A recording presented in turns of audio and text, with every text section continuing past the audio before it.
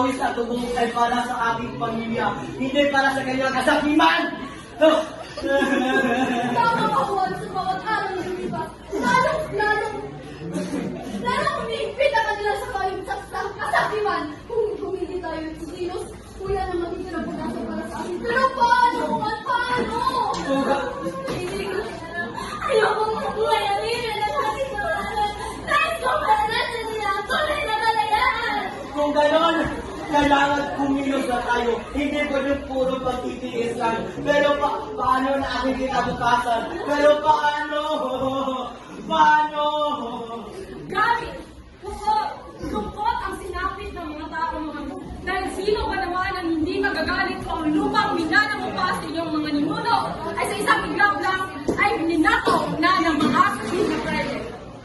Makalipas ang 3 linggo, unti-unti na ang pinapatupad ng bagong patakaran sa karatig na probinsya kagaya ng Rizal, Batangas at Laguna.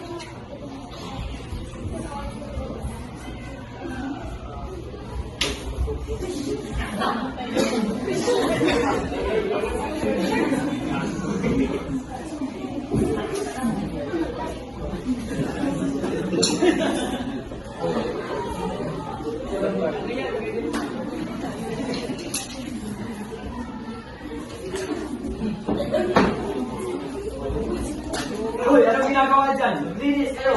Opo, hindi nyo ba nakikita na nilinis ka ako?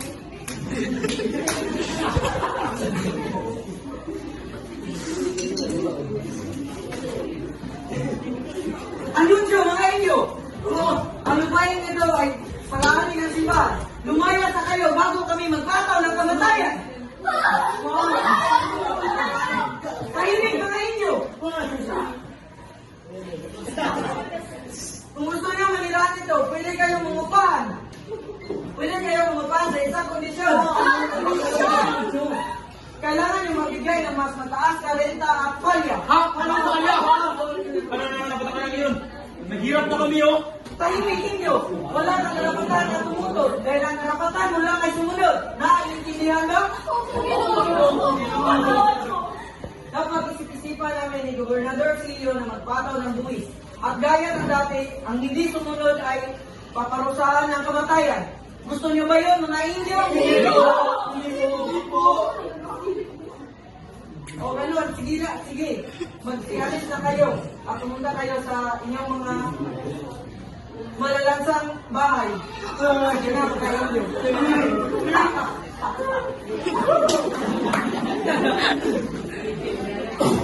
Pagkatapos nun, ay pinatupad na ang batas. Kahawa-hawa ang sinapit ng mga Pilipino noon na tila paunahan silang karapatang mabuhay dahil sa bigat ng mga patakaran ang pinapatupad ng mga Espanyol. Sinunod ng batas, sinunod ng mga tao ang batas, pero may nagreklamo. Ako'y pagod na. Tahimik! Gusto mo bang malintikan sa mga Espanyol? Mag-inis ka nga dyan.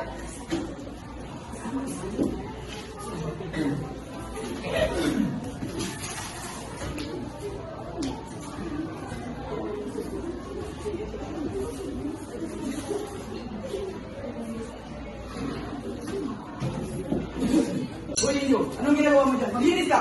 Nililinis po ako. Baga nang sumunod pa. Halika rito. Huwag po! Huwag po!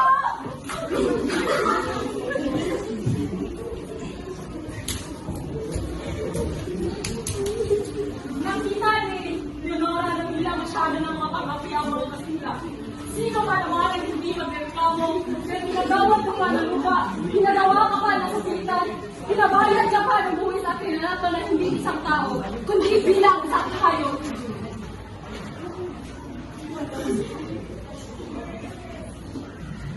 Padre, kami ang naghihirap, kami ang nagbubungkal. Binuhos namin lahat ng pagod at pawis pa. Pero kayo ang umangkin sa lahat ng sakit. Ganyan talaga, Iha. Nasa amin ang kapangyarihan. Hindi nagdalawang isip si Andres sa sumbatan at nakakatukutan na prayer, si Padre Tomaso. Hindi na namin gusto ang inyong pamumuno. Pangaapi na ito. Kailangan. Oras na para kami ang mamulot sa katotohanan. Isa pang sakit na, Padre. Ganun. Dapil yung mga inyong yan. parusahan at ikulong. Sakit! Sakit! Okay, na. Katarungan! Katarungan! Ganti yung ginagawa. Bawa pa. Huwag mo ikulungan yan.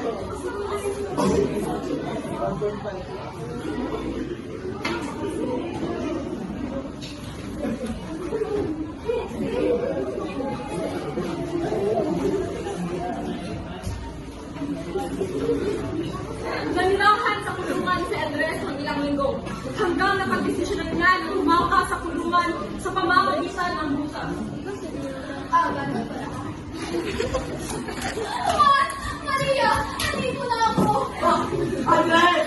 Buwan, buti buhay ka pa. Ay, Leonora! Buti buhay ka pa sa dapat sa Diyos.